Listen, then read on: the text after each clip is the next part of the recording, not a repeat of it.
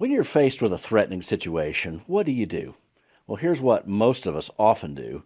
We pull that inside and we cause great stress to ourselves.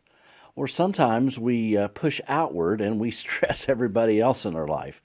Well, today, as we think about some very difficult and fearful situations that sometimes come into life, let me suggest a better approach. Stick with me. Let's talk about that right now.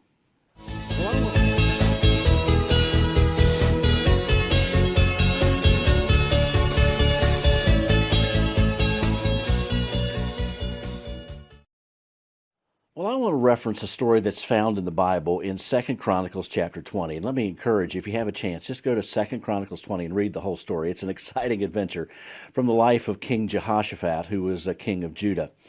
Well, the story begins by an alliance of nations nearby have gathered together and are sending a massive army to attack Jerusalem.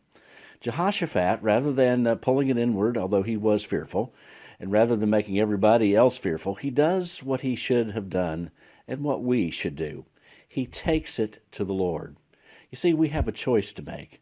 Our fears can either push us away from God and we could find solutions in ourselves and somewhere else, or we could just try to cower in fear and hope that it will all go away. Or there's another choice we can make. Rather than our fears pushing us away from God, our fears can pull us close to God. Well, that's exactly what Jehoshaphat does. He calls all of the people of his land together to pray. They gather at the temple, and they simply talk to God. They pour out their hearts to Him. Let me encourage you, whatever you're facing in fear today, simply do that. Don't let it push you away. Let it pull you close to God.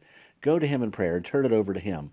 Well, a particular prophet steps up after the prayer time and makes this amazing statement to Jehoshaphat and all who were gathered. It's found in 2 Chronicles 20, verse 15. I'm just going to read the second half of this verse, where it says, "Do not be afraid nor dismayed because of this great multitude, for the battle is not yours, but God's." Yes, indeed, the battle belongs to the Lord.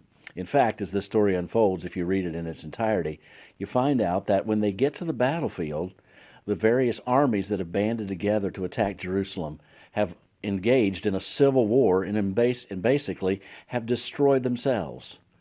God arranged it so the battle belonged to him. Jehoshaphat never had to fire a single arrow or flash a single sword.